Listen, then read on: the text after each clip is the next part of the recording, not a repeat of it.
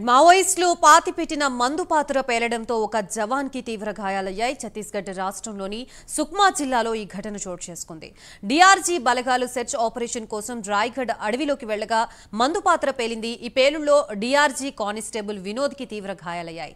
తీవ్రంగా గాయపడిన జవాన్ను భద్రతా బలగాలు ఆసుపత్రికి తరలించాయి. ప్రస్తుతం ఇదే అంశానికి సంబంధించి మనకి పూర్తి సమాచారం అందించడానికి మా ప్రతినిధి రజనీకాంత్ సిద్ధంగా ఉన్నారు. రజనీకాంత్, గాయత్రి, ఛత్తీస్గఢ్ రాష్ట్రంలో వరుస మావోయిస్టులకు ఇటు భద్రతా బలగాలకు ఓరావరి కాల్పులు, మరోపక్క ఐఈడీ బాంబులు పేలుతున్న ఘటన వరుసగా రోజు జరుగుతుంది. సుక్మా జిల్లా బెజ్జీ అటవీ ప్రాంతంలో 2 రోజుల క్రితమే మావోయిస్టులను దాదాపు ఒరిస్సా రాష్ట్రం నుంచి సుక్మా జిల్లాలోకి ఎంటర్ అవుతున్న సందర్భంలో బెజ్జీ అటవీ ప్రాంతంలో మావోయిస్టులు తారసపడ్డారు. ఒక సందర్భంలో వాళ్ళని 10 మందిని మట్టుబెట్టిన సంగతి, మావోయిస్టులు 10 మంది మృతి చెందారు.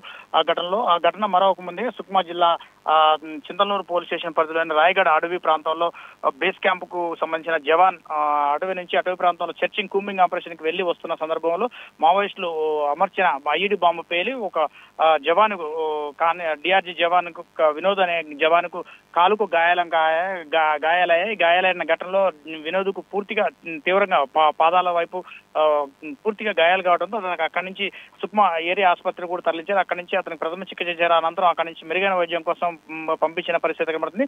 వరుసగా మావోయిస్టులకు ఇటు భద్రతా బలగాలకు నిత్యం హోరాహోరీ కాల్పుల మూతతో, ఒక పక్క ఐఈడీ బాంబుల మూతతో ఛత్తీస్గఢ్ దండకారణ్యం మొత్తం కూడా దద్దరిల్లుతుందని చెప్పవచ్చు. ఇటీవల కాలంలోనే దాదాపు ఈ ఏడాది కాలంలోనే దాదాపు సుమారు ఈ 80 నుంచి 200 మంది పైగా మావోయిస్టులు కూడా ఎదురుకాల్పులో మృతి చెందడం, ఒక 4 నుంచి 5 వరకు భద్రతా బలగాలు కూడా మృతి చెందిన ఘటన అయితే చూడవచ్చు. ఇటీవల కాలంలో గడిచిన 2 రోజుల క్రితం సుక్మా పోలీస్ స్టేషన్ పరిధిలోని 10 మంది మావోయిస్టులను మట్టుబెట్టిన సందర్భంగా కూడా సుక్మా ఎస్పీ కిరణ్ చౌహాన్ ఆధ్వర్యంలో కూడా భద్రతా బలగాలు స్వీట్లు పంచుకొని సంబరాలు చేసిన ఘటన మరొక ముందుకే మరోసారి మావోయిస్టులు భద్రతా బలగాలకు లక్ష్యంగా అమర్చిన ఐఈడీ బాంబు పేలటం, జవాన్కు కాలికి తీవ్ర గాయాలు కావడంతో ఆ ప్రాంతం మొత్తం రాయ్గఢ్ అటవీ ప్రాంతంలో పూర్తి స్థాయిలో చింతలూరు పోలీస్ స్టేషన్ పరిధిలో రాయ్గఢ్ అటవీ ప్రాంతంలో కూడా పూర్తిగా కూంబింగ్ ఆపరేషన్ కూడా పూర్తిగా చేపడుతున్నట్టు సుక్మా ఎస్పీ